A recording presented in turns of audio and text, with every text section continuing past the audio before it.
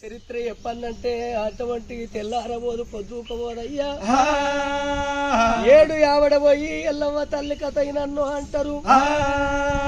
ఆనాడు కొడుకు పెట్టే పరశురాముడు పెట్టే బాధల కాగలేక అవి అన్ని వాడలు తిరిగింది. ఎల్లవ్వ తల్లి అన్ని కులాల ఇళ్ళకి పోయింది, గౌళ్ళ ఇంటికి పోయింది. ఆ సాలే సాకలి సబ్బండ జాతి తెలుగొల్ల ఇంటికి పోతే నా కొడుకు పరశురాముడు పెట్టే బాధల కాగలేక తల్లులారా నాకు జారడంతా జాగి చాటడంతా చోటి అన్నది. జోగురాల వేషం కట్టుకొని ఎల్లమ్మ తల్లి పోతే ఇప్పటికైనా అప్పటికైనా ఎల్లమ్మ తల్లి పండుగ ఎత్తే 5 ఇళ్ళు తిరిగి జోగెత్తందంటారు. జోగెత్తకపోతే లోపల 5 ఇత్తులు ఉంచరన్నది ఎల్లమ్మ తల్లి. అన్ని కులాలల్లో తిరిగంగా ఎవరిళ్ళకు రానియలేదు. తిరుక్కుంటా పోవంగా అది ఎలవడ పట్నం ఉన్నది,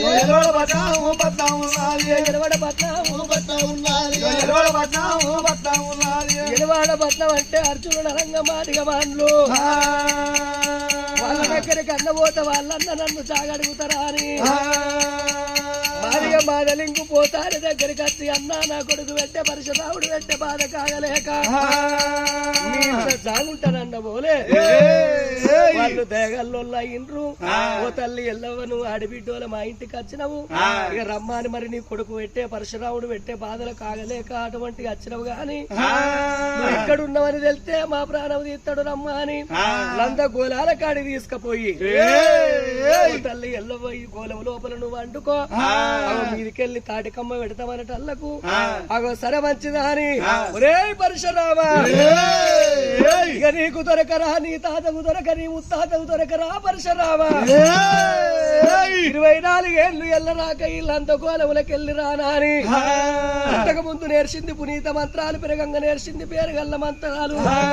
అంటే 3 గజాల పళ్ళు తల్లి రేణుకా ఎల్లమ్మ అమ్మవారు రో రేణుకా ఎల్లమ్మ అమ్మవారు